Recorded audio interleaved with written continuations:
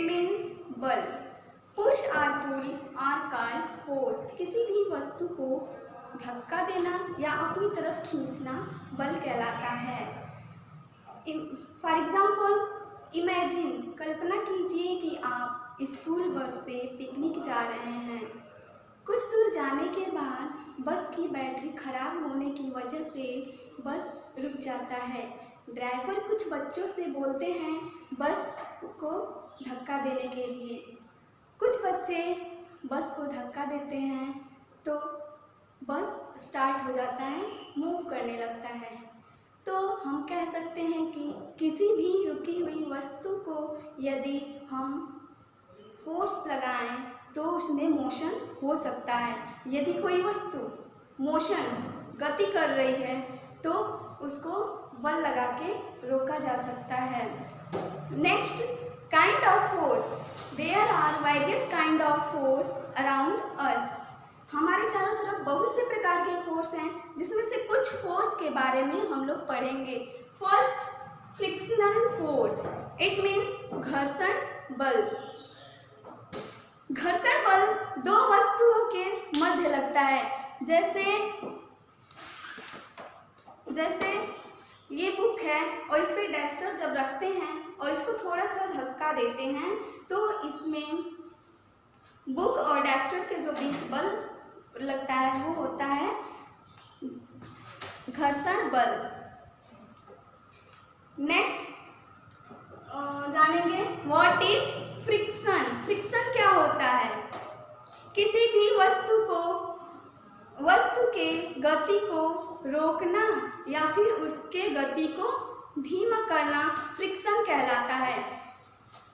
अब जान लीजिए कि यदि force of friction, it means friction नहीं होता तो कोई भी वस्तु अगर मोशन कर रहा है तो मोशन ही करता रहता और रुका है तो रुका ही रहता। Next, mechanical force. The force that can be produced bye a machine is called a mechanical force. जो फोर्स मशीन के द्वारा प्रोड्यूस होता है उसे मैकेनिकल फोर्स कहते हैं। जैसे मैकेनिकल फोर्स, मशीन में जो फोर्स होता है जब तक उसको एक्सटर्नल एनर्जी नहीं देंगे तब तक मशीन कोई भी वर्क नहीं करेगी। जैसे मोटर कार का जो इंजन होता है उसको एक्सटर्नल एनर्जी के रूप में पेट्रोल देते हैं तभी वो रन करती है, चलती है। Without external energy machine can not work. Next, gravitational force. गुरुत्वाकर्षण बल जिसे बोलते हैं, ये पृथ्वी के सतह पे अधिकतर पाया जाता है। जैसे कोई भी वस्तु, अगर हम एक बॉल लें और उसको ऊपर की तरफ फेंकें तो वो पुनः नीचे आएगा। ऐसा ग्रेविटेशनल फोर्स के कारण ही होता है। जैसे पेड़ पे फल है वो नीचे ही क्यों गिरता है? ऐसा इसलिए होता है क्योंकि इसमें ग्रेविटेशनल फोर्स कार्य करता है जो पृथ्वी अपने केंद्र की तरफ सभी वस्तु को आकर्षित करती है। Next, muscular force. The force that can be produced by our muscles is called muscular force. जो फोर्स हमारे मसल्स के द्वारा लगता है उसे मस्कुलर फोर्स कहते हैं। जैसे कोई भी कार्य हो जो हम स्वयं करते हैं, जैसे बाल्टी से पानी को उठाना, कूलर रिक्शा को खींचता है, कुएं से पानी को निकालना, ये सभी एग्जाम्पल मस्कुलर फोर्स के अंतर्गत आते हैं। Next, magnetic force. Magnetic force, the force that can be produced bye a magnet is called magnetic force. जो फोर्स मैग्नेट के द्वारा प्रोड्यूस होता है उसे मैग्नेटिक फोर्स कहते हैं। इसके लिए इसको प्रूफ कैसे करेंगे कि मैग्नेट के पास फोर्स होता है? इसको प्रूफ करने के लिए एक एक्टिविटी देखेंगे। जैसे हम एक मैग्नेट लेंगे और एक आयरन नेल्स लेंगे। आयरन नेल्स को जैसे ही मैग्नेट के पास ले जाएंगे तो मैग्नेट क्या करेगा, आयरन ऑब्जेक्ट को अपनी तरफ अट्रैक्ट करेगा, आकर्षित करेगा।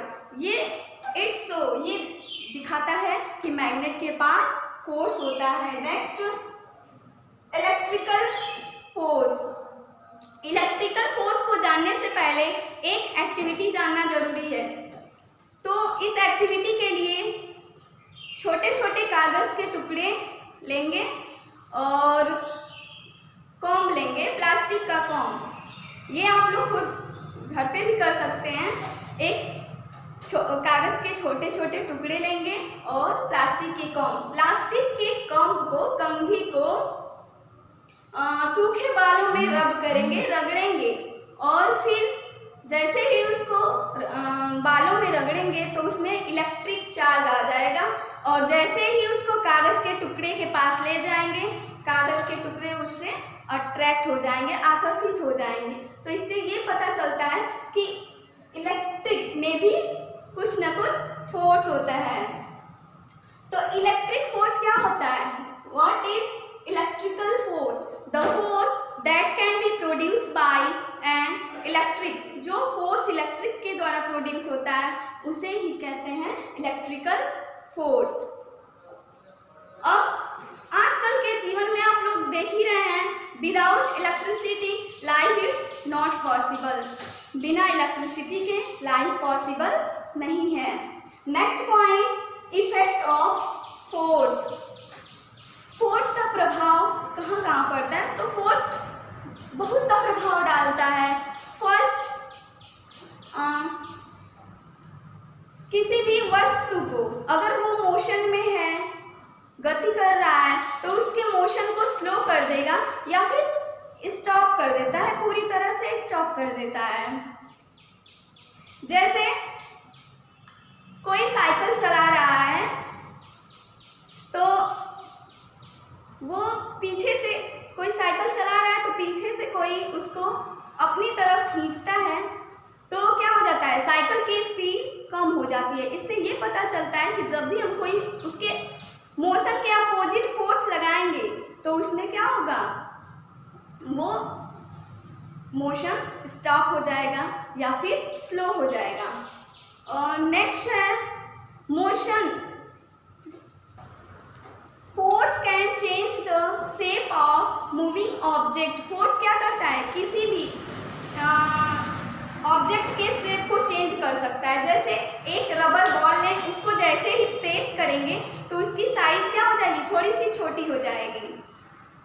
नेक्स्ट है force can, next point, force can moving object faster. Force क्या करता है, यदि कोई ऑब्जेक्ट मूव कर रहा है उसको और तेज कर देता है फोर्स।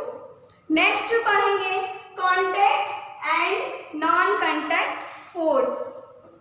कॉन्टैक्ट फोर्स क्या होता है? तो कॉन्टैक्ट फोर्स जो हमारे बॉडी के कॉन्टैक्ट में होता है डायरेक्ट रूप से, उसे बोलते हैं कॉन्टैक्ट फोर्स।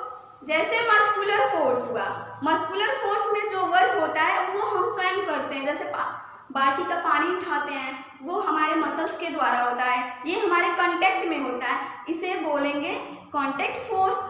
और नॉन कांटेक्ट फोर्स जैसे ग्रेविटेशनल फोर्स हो गया, gravitational force non contact force के अंतर्गत आएगा, क्योंकि पेड़ से या फिर कोई भी बॉल फेंकते हैं तो वो अर्थ सरफेस पे आके गिरता है, ऐसा होता है ग्रेविटेशनल फोर्स में, और ये होता है non contact force. Next point पढ़ेंगे unit of force. Unit of force, force बल की इकाई क्या होती है? तो मोस्ट कॉमनली जो फोर्स की यूनिट हम यूज करते हैं वो होता है किलोग्राम फोर्स। किलोग्राम फोर्स जिसे डिनोट करते हैं केजीएफ, जिसे केजीएफ से डिनोट करते हैं। The SI unit of force is newton. SI unit, जो एसआई यूनिट होती है फोर्स की, वो होता है न्यूटन, जिससे कैपिटल एन से डिनोट करते हैं, जिसको कैपिटल एन से डिनोट करते हैं। और in CGS system the unit of force is dyne. CGS system में क्या होता है, फोर्स की यूनिट डाइन होती है। Next spring balance. Spring balance क्या होता है, ये एक ऐसा बैलेंस होता है जो फोर्स को मेजर करता है। ये एक ऐसा बैलेंस होता है जो फोर्स को मेजर करता है, और ये एक स्पेशल टाइप के स्प्रिंग से बना होता है जिसे बोलते हैं स्प्रिंग बैलेंस।